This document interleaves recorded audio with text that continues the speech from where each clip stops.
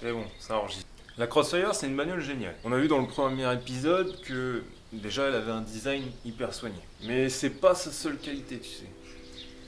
La partie mécanique est aussi vachement intéressante. Ça mérite quand même qu'on s'y attarde un peu. Donc aujourd'hui, ce qu'on va faire, c'est qu'on va en parler.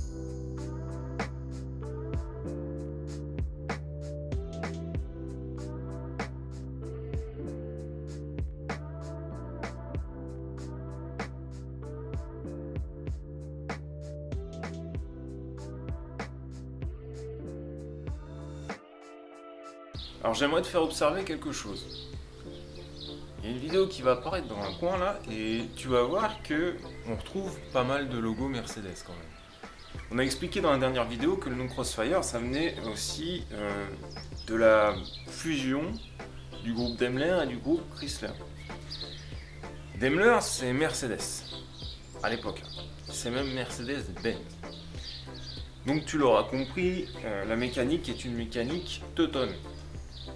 Et en vérité, la Crossfire, c'est une mécanique de SLK R170 et un châssis de SLK R170. Le tout maquillé sous un emblème Chrysler. Alors aujourd'hui, on va parler de la NA, parce que la SRT6, bon, elle aura son épisode à part entière. Et en plus, c'est pas tout à fait le même moteur, puisque c'est un M112K. Et là, on est sur un M112. Et on n'est pas sur n'importe quel M112, on est sur le M112 E32.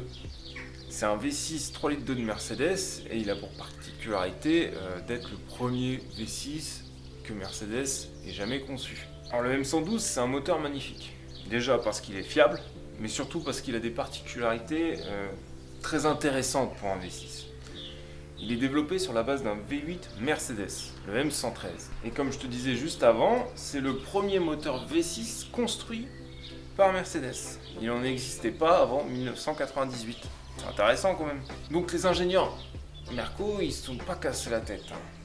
Concrètement, ça s'est passé un peu de la sorte. T'as Franz et Helmut qui discutaient et Franz lui a demandé de développer très rapidement un V6. Parce que fallait baisser un peu la consommation, ça allait attirer des nouveaux clients, machin. Donc on leur a dit, vous faites ça et vous faites ça vite, tu vois, vite. Donc concrètement, Franz il s'est pas pris la tête. Qu'est-ce qu'il a fait? Il a fait ça. Il a pris sa disqueuse, tu vois, il a pris le V8 et hop, il l'a découpé pour enlever 2 cylindres. Et ça fait un V6. Magique quand même. Donc oui, le M112, basiquement, c'est un bloc de V8 auquel on a retiré 2 cylindres. Il développe 215 chevaux à 5700 tours minute, donc peu de chevaux par rapport à la cylindrée. Et ça, c'est un synonyme de longévité quand même. Côté couple, on est à 315 Nm à 3000 tours. Et 90% du couple maximal est dispo de 2300 à 5300 tours. 98% l'est de 3000 à 4500 tours. Donc c'est vraiment pas mal pour un bousin qui prend 6000 tours. Et tout ça c'est rendu possible grâce à notre collecteur d'admission. Il est bien pensé et on va en reparler d'ici 2 petites minutes. Donc je te disais, c'est un V6 peu conventionnel. L'inclinaison est à 90 degrés au lieu des 60 degrés qui sont d'habitude plus répandus sur les V6. Alors en même temps, ça colle bien à Chrysler d'avoir un V6 à 90 degrés parce que les V6 à 90 degrés, c'est un truc très américain. Tu vas faire un tour chez Buick, tu vas voir que beaucoup de choses sont à 90 degrés. Je sais pas, il peut y avoir un problème avec les angles droits. Le problème d'un V6 à 90 degrés, c'est que du coup le moteur est plus large. Et par conséquent, ça amène des vibrations. Mais pas de panique. Le M112 embarque un arbre d'équilibrage pour pallier à ce problème. Et du coup, sur un M112 E32, on peut faire comme chez Rolls et poser une pièce sur sa tranche sans que ça bouge. Ou un verre d'eau ou toute autre connerie, tu vois. Et on voit la stabilité, quoi. Alors du coup, comme notre moteur est à 90 degrés, ça laisse de la place pour mettre un beau collecteur d'admission au milieu. Et notre collecteur d'admission, il a une petite particularité. Il est équipé de volets. Et ces volets, ils sont commandés par la dépression du moteur et ça permet de faire varier la longueur des conduits d'admission. Bas dans les tours, les conduits font 835 mm de long afin d'assurer un maximum de couple à bas régime. Et ça, c'est rendu possible grâce aux enroulements qu'il y a dans le collecteur. Et dans ces conditions de bas régime, du coup, quand l'air fait tout le tour du collecteur, il fait l'objet d'une rotation de 450 degrés, c'est-à-dire que tu as un peu plus d'un tour qui se fait dans le collecteur. Depuis l'entrée, donc c'est-à-dire au niveau de ton papillon, jusqu'à la culasse, il fait presque un tour. Donc ça te permet d'avoir des collecteurs très très longs et du coup beaucoup de couple à bas régime. Et pour conserver le couple à haut régime, les volets pneumatiques, ils viennent réduire la longueur des enroulements pour passer les conduits de 835 mm à seulement 465 mm. Et ça se passe aux alentours des 3700 tours par minute. Donc c'est une valeur qui a été donnée par les ingénieurs pour que la variation de couple elle soit imperceptible. Parce que l'effet de suralimentation maximale est uniforme entre 2000 et 5000 tours. Donc en fait, quand tu accélères, c'est très linéaire et tu as ton couple H24. Donc tu ressens pas le fait que le volet s'ouvre en fait. Tu es vraiment sur un rail quoi, et ça part. Alors côté matériaux, c'est des informations on s'en fout un peu, mais ça peut être intéressant pour ceux qui veulent repeindre. Parce que le collecteur il est en magnésium moulé, donc si tu veux le peindre, il faut faire attention, il faudra que ce soit du thermolacage, hein, sinon ça va se barrer, ou ça va le polluer. Et les couvre-culasses, eux, ils sont en aluminium. Donc les couvre-culasses, tu peux les peindre à la bombe, il n'y a pas de problème. Par contre, le collecteur, il va falloir passer par un thermolacage. Alors notre M112, c'est un SOHC. Alors qu'est-ce que c'est SOHC? Ça veut dire Single Overhead Camshaft. En français, simple arbre à cam en tête. Alors mécaniquement, qu'est-ce que ça veut dire? En gros, tes soupapes d'admission et d'échappement, elles sont pilotées par le même arbre à cam. Alors maintenant, tu vas dire... je m'en branle. Et je vais te répondre... nique ta mère. En fait, c'est un choix technique important. En utilisant un seul arbre à cam, on simplifie la mécanique dans un premier temps. Le calage moteur est plus facile à réaliser. Et donc, on gagne pas mal de place aussi. La rotation des arbres à cam, elle a lieu directement dans la culasse et il n'y a aucun coussinet d'utiliser. Merci le SOHC. Côté matériaux, nos arbres à cam, ils sont en acier forgé. C'est bon à savoir quoi. Le truc chiant avec un SOHC, c'est que ça nous limite dans le nombre de soupapes. Parce qu'en fait, toutes tes cams qui pilotent tes soupapes, elles vont être sur le même arbre. Donc, on a 6 cylindres, mais seulement 18 soupapes. 3 soupapes par cylindre. Sur chaque cylindre, tu as 2 soupapes d'admission de 36 mm et une soupape d'échappement unique de 41 mm. Chacune de ces soupapes bénéficie d'un remplissage de tête au sodium, ce qui permet de mieux dissiper la chaleur et du coup d'augmenter la fiabilité. Et si ça t'intéresse de savoir ce que tu as à gagner d'avoir tes têtes remplies au sodium, je t'invite à aller regarder la vidéo que je te mets en fiche ou dans la description. C'est une vidéo de la chaîne de Carsteel et c'est assez intéressant, tu devrais t'y abonner. On en revient à notre moteur. Donc la circulation du liquide de refroidissement étant transversale, les sièges de soupape sont refroidis, empêchant ainsi l'extraction de la chaleur au niveau des conduits d'échappement et ça améliore ainsi la montée en température des catalyseurs. Grosso merdo, on ne laisse pas la possibilité au gaz d'échappement de refroidir pour que les catalyseurs ils marchent tout le temps pleine balle. Et du coup on pollue pas. Et Chouka là, on me laisse causer s'il vous plaît là. Alors pour minimiser la symétrie du nombre de soupapes, la soupape d'échappement s'ouvre plus tôt dans le cycle.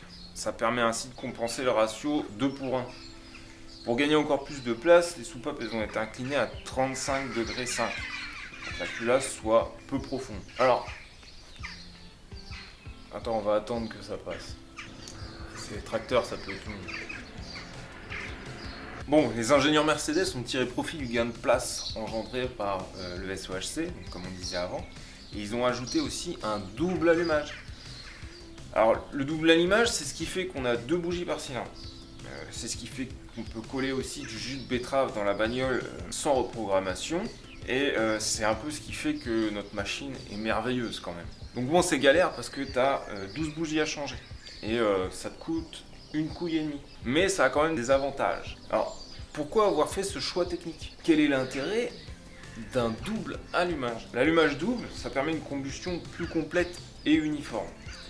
Ça permet d'obtenir un taux de compression de 10 pour 1, ce qui est assez élevé, et ainsi tirer le maximum de puissance possible sans provoquer de cliquetis. Avoir une combustion plus uniforme, ça permet aussi de réduire les émissions polluantes et aussi ça permet, quand ton EGR fonctionne, de bien tout cramer. C'est-à-dire comme ça tu laisses pas de merde dans ta culasse, tu vois. Alors l'allumage des bougies est légèrement déphasé de 0 à 10 degrés pour empêcher que la pression dans les cylindres monte trop rapidement et ça empêche justement la génération de cliquetis. Et pour que les bougies elles vieillissent de la même manière, le déphasage il est alterné d'une bougie à l'autre. Un peu à la manière d'une poésie, tu sais. AB, BA, AB, BA, AB, BA, AB, BA, AB, BA, AB, BA. Grâce à des capteurs piézoélectriques, l'avance à l'allumage de chaque cylindre est auto-ajustée de 0 à 14,5 degrés en 4 cliquetis, si jamais ça arrive. Alors ça permet l'utilisation de carburant faible en octane, notamment aux États-Unis. Ils ont un peu du carburant de merde, là-bas ils mettent un peu de tout, tu sais. Alors le minimum tolérable par le moteur, c'est 81. Donc en France, tu peux mettre du 95 sans risque. Et tu peux aussi mettre de l'E10, ça passe, c'est encore mieux. Alors celui qui te dit qu'il faut absolument du 98, il a beaucoup trop d'argent à dépenser. Alors t'occupes pas de lui et laisse-le dans son coin, il est assez grand pour faire ses choix après tout. Alors est-ce que tu veux une petite anecdote, une petite info comme ça gratos? Alors le calculateur, il a une tolérance limite au raté d'allumage. Si tu as plus de 20 ratés pour 1000 révolutions moteur et tout ça sur 2 cycles de fonctionnement consécutifs, tu auras un témoin de check engine. Donc sois rassuré, avoir des ratés, c'est pas dramatique, et ça allume pas forcément le témoin moteur. Mais quand ça arrive, pense à tester ton allumage avant que ça empire. Car quand ça merde de trop, déjà ça peut manger tes catalyseurs, et crois-moi, des bougies et des bobines, ça coûte moins cher qu'un catalyseur. Surtout que nous, en plus des catalyseurs, on en a 4. Donc tu auras compris, c'est quand même une mécanique sympathique en termes d'ingénierie. Il y a quand même des mecs qui l'ont pensé ce truc là. Mais faut pas être découragé. La mécanique est vraiment très simple sur ce moteur. La preuve, moi je fais tout moi-même. Et j'essaie aussi de te guider au mieux pour que tu puisses le faire toi-même aussi. Parce que faire la mécanique soi-même, c'est comme nous un lien particulier avec sa voiture. Tu la bichonnes, tu l'améliores, tu la retapes. Et quand tu le fais de tes propres mains, elle te le rend bien, généralement. Bref, le M112 est un moteur hyper fiable, dont les seules pannes sont les soudures du boîtier RCM, le capteur de positionnement de l'arbre à cam et le capteur de positionnement du point mort haut, le famoso PMH. C'est les seuls problèmes majeurs que tu rencontreras sur ce moteur. On a l'avantage d'avoir une électronique très très basique et une mécanique très simple et sous-utilisée. Je te rappelle qu'on est à 67 chevaux au litre. C'est assez conservateur comme ratio quand même. Alors pour le RCM, tu as un tuto sur ma chaîne pour le réparer et plus jamais être emmerdé. Le capteur d'arbre à cam, ça se change en 10 minutes chrono en main. Et le capteur PMH, ça change en un quart d'heure si t'as pas les grosses mains, quoi. Ça change des merdes internationales qu'on nous pond à l'heure actuelle. Il y a 20 ans, on développait les moteurs pour qu'ils soient fiables et faciles. Pas compliqué, mais bon, c'était pas assez rentable pour les concessionnaires, je crois. Le M112 bénéficie de l'avantage d'avoir des pièces de rechange très accessibles. Et même en termes de prix. L'entretien de la mécanique me coûte personnellement aussi cher que mon 1.6 HDI. Alors, sauf si je change les 12 bougies aussi, évidemment. Alors, étant très répandu, tu n'auras jamais de problème pour trouver des pièces sur le M112. Et étant européen, tu bénéficies de l'accessibilité aux pièces de rechange de qualité à un coût bien moins élevé qu'aux États-Unis, par exemple. Nous, le Bosch, c'est vraiment à côté. Et d'ailleurs, nos grands-parents s'en souviennent tous. La blague est valide. Bon, c'est sympa de parler du moteur, mais la mécanique, ça s'arrête pas là. On va parler un peu des trains roulants. Alors, les trains roulants sont... Attention... Mercedes. Ouais, on l'a dit un peu plus tôt dans la vidéo, si t'as pas entendu, et ben mon gars, t'as même pas été attentif depuis les 5 premières secondes de la vidéo. À l'avant, on est sur une suspension à double triangle indépendant avec ressort et amortisseur séparés. Ça permet d'avoir une suspension avec un carrossage négatif quand on comprime la suspension. En gros, tu prends du roulis en virage, le haut de la roue extérieure au virage s'incline vers l'intérieur pour s'appuyer au sol sur toute sa largeur du pneu et ça maximise l'adhérence. C'est plus cher à entretenir qu'une suspension classique, mais en même temps, t'achètes pas une voiture classique quand t'achètes ça. C'est pas une Clio. À l'arrière, on est sur des suspensions indépendantes à 5 bras avec ressort, bar stable, amortisseur et tutti quanti. La suspension est montée sur une nacelle isolée. Le châssis, ça permet de réduire le bruit, les vibrations et la dureté. En gros, la nacelle, ça apporte un certain confort dans la conduite. Alors, la suspension multibras, c'est l'équivalent de la suspension à double triangle, mais pour l'essieu arrière. Avec ce système, on a une meilleure maniabilité parce que le système permet de bien maintenir la roue au sol et de la, entre guillemets, braquer. Donc on réduit les rayons de braquage de la voiture et on permet ainsi à la voiture de garder une trajectoire propre dans les virages. Le seul désavantage de ce système, c'est le coût. C'est cher à concevoir, c'est cher à entretenir parce qu'on a moult bras et donc moult silent block. Et c'est un peu plus complexe qu'une suspension classique, donc ça a tendance à effrayer les bricoleurs du dimanche. Mais il n'y a vraiment pas de quoi avoir peur, les gars. Bon, pour ce qui est de la direction, c'est vraiment son plus gros point faible selon moi. En fait, la direction, elle se fait par le moyen d'un boîtier à recirculation de billes. Ça a l'avantage d'être très souple et de nécessiter peu d'efforts pour braquer les roues, mais ça a pour principal inconvénient d'avoir du jeu sa mère. En fait, ce genre de système se retrouve souvent couplé à un grand volant, et c'est souvent le système qui équipe les camions et les vieilles bagnoles. Voilà, ça te donne une idée un peu de la qualité de la direction. T'as bien compris qu'en termes de direction, on n'est pas sur quelque chose de très incisif. On a parfois le sentiment d'avoir une direction un peu floue et hasardeuse. Parce qu'en fait, elle est très douce. Alors ça n'en fait pas une mauvaise direction pour autant. Quand tu la connais, tu peux vraiment t'amuser avec. Elle nécessite seulement en fait beaucoup plus d'engagement de la part du pilote quand tu entres dans des conduites dites sportives. Alors tu as moyen de rendre la direction un peu plus incisive. Tu peux régler le jeu dans le boîtier de direction. Mais bon, pour ce faire, munis-toi de 3 jours de congé avec femme et enfants expédiés bien loin de la maison. Parce que sinon, femme et enfants vont finir coulés sous une terrasse. Parce que, crois-moi, tu vas devenir psychopathe. Tu peux aussi changer l'amortisseur de direction. Tu vas pas passer à une direction de supercar immédiatement, mais déjà ça va améliorer un peu le confort de conduite. Et il y a un tuto sur la chaîne en plus. Côté freinage, alors je rappelle, on est sur les valeurs de la NA classique, puisque la SRT6 n'a pas tout à fait le même freinage que la NA. On est sur 4 freins à tambour, comme sur les 2 chevaux, parce que c'est ce qui se fait de mieux pour un GT de 220 chevaux. On est sur 4 freins à disque, déjà. Bon, tu me diras, pour exceptionnel. Alors à l'avant, tu as du disque de 300 mm de diamètre pour 28 d'épaisseur. Le tout pincé par des étriers flottants à simple piston et chaque piston a un diamètre de 57 mm. Voilà. À l'arrière, tu es sur des disques pleins dotés d'étriers fixes à piston opposé et chaque piston a un diamètre de 36 mm. Ça, c'est les valeurs d'origine. Bien évidemment, tout ceci est améliorable. On peut mettre du percé ventilé devant, derrière. On peut mettre du rainuré ventilé aussi. Tu peux même passer sur des gros freins en posant des étriers de Merco AMG avec des disques de 330. Et tu as même des kits qui existent avec des bols flottants. Enfin bref, le freinage est améliorable. D'origine, je le trouve pas mauvais. Il faut faire attention quand même aux plaquettes que tu mets. Parce que certaines plaquettes grincent. Moi, les miennes, c'est des Brembo. Et je vais te dire, ça couine sévère. Alors, je t'épargne les formalités sur l'ABS, l'ESP et tout le bordel. Parce que déjà, je pense qu'on s'en balance foncièrement. Alors, il me reste 2-3 infos que je vais te balancer en vrac. Parce qu'il n'y a pas vraiment de catégorie à leur attribuer.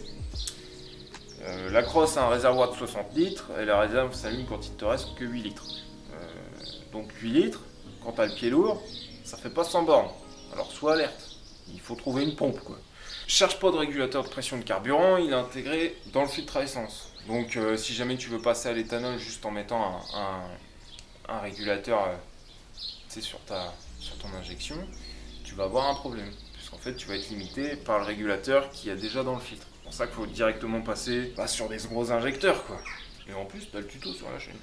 Alors le système de verrouillage des portes est un système à dépression et la pompe elle se situe dans le coffre. Et il faut faire gaffe parce que dans cette pompe elle aime bien faire des petites talasso de temps en temps. Dans quelques rares cas, je te laisse voir ce que ça donne. Bonjour, alors voilà la cause de mon problème de verrouillage, déverrouillage centralisé des portes qui ne fonctionne plus. Là, tout simplement c'est parce qu'il y a plein d'eau à l'arrière dans le coffre. Voilà, et surtout ici, donc c'est ici que se loge la pièce qui commande l'ouverture centralisée des portes. Et tout ça baignait bien dans l'eau. Ça c'est la mousse dans laquelle est logé le système. Et il y a beaucoup d'eau. Merci Manu pour la vidéo. La trappe à essence, elle a un emplacement pour le bouchon du réservoir. Je sais que ça peut paraître con, mais t'imagines pas le nombre qui n'ont jamais compris qu'on pouvait faire ça. Il y a aussi une petite astuce qui permet de verrouiller la gâchette de la pompe. C'est quand même pas mal pratique et surtout ça en perturbe plus d'un quand à la pompe tu te balades avec les mains dans les poches en faisant le tour de ta bagnole.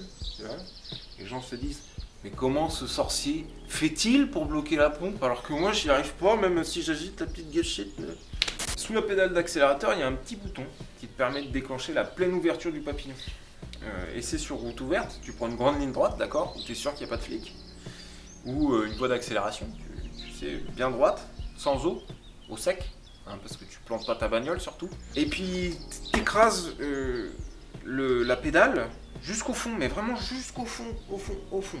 Comme si c'était la jugulaire d'un opposant politique, tu sais. Voilà, t'écrases bien, quoi. Et tu vas voir, ça va être rigolo. Alors je sais pas si t'en as quelque chose à foutre, mais dans un tableau qui va s'afficher à droite à gauche, je te présente les rapports de transmission des boîtes auto et manuelles. Ça peut en intéresser certains. J'ai entendu des conneries, et ça me fait mal au cœur, parce que c'est débile. S et W à côté du levier sur la BVA. C'est pas pour mode sport et mode rololo, hein. Non, non, S et W, c'est pour Summer, Winter. Mode Winter, ça démarre en seconde. Pour pas patiner quand il y a de la neige, du verglas, tout le bordel. Hein? Et mode Summer, ça démarre en première. Donc c'est normal que quand tu te mettes en mode Summer, t'as l'impression que ça accroche plus et ça tabasse plus, puisqu'en fait tu ne démarres pas en seconde. Mais c'est absolument pas un putain de mode sport, les gars. Y a pas ça, d'accord? Y a pas ça. Alors sur la BVA, tu peux aussi faire le choix de passer en autostick. Autostick, c'est un mode entre guillemets semi-manuel, où tu peux contrôler ton passage de rapport manuellement en balançant ton levier de gauche à droite, hein, et ça te permet de faire varier tes rapports manuellement de la 1 à la 4e. Quand tu repasses au-dessus de 4, ça remet direct en mode drive, et voilà. Alors, c'est intéressant de savoir que quand tu pousses plus de 4, tu reviens en mode D, parce que moi, quand il m'arrivait accidentellement de taper l'autostick et de me retrouver en mode semi-manuel, et ben en fait, je me faisais chier à trouver un point pour m'arrêter, remettre le neutre et repasser en mode D. Alors qu'en fait, il suffisait de tabasser un peu plus le levier à droite, et hop, tout repasse en mode D sans que tu aies besoin de t'arrêter. Oui, pour être intelligent, il faut forcément passer par la case être un gros con, hein. Bon, je pense qu'on a fait le tour de la mécanique de la Crossfire dans ses gros angles, hein. On pourrait aller beaucoup plus loin, mais ça rendrait la vidéo imbouffable et c'est vraiment pas le but, parce qu'encore une fois, ces vidéos elles sont là pour ceux qui veulent se renseigner avant d'acheter. Alors je sais que c'est compliqué de se dire oui mais comment toi t'as des infos fiables machin. En fait je lis beaucoup. Alors pas des romans, parce que les romans moi ça me fait chier, mais je lis des trucs où j'apprends des choses. Et la Crossfire, j'ai quand même pas mal de documents pour apprendre des choses. Dans une prochaine vidéo, je pense qu'on va lister tous les points de défaut de la mécanique et les manières de les résoudre assez simplement, pour pas grand chose. Et je pense qu'on fera ça sur la base d'un top 10 des pannes à la con, courant ou moins courant. Et voilà, on va essayer de rendre ça un peu ludique et un peu intéressant à regarder. Alors, on avait aussi dit dans la première vidéo qu'il y aurait une vidéo sur la SRT6, sur l'histoire de la Crossfire.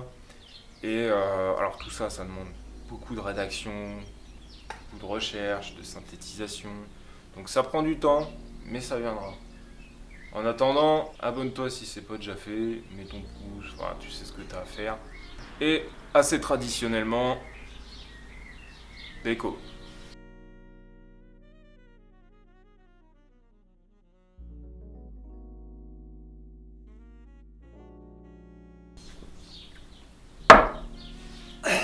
Il est froid, bordel.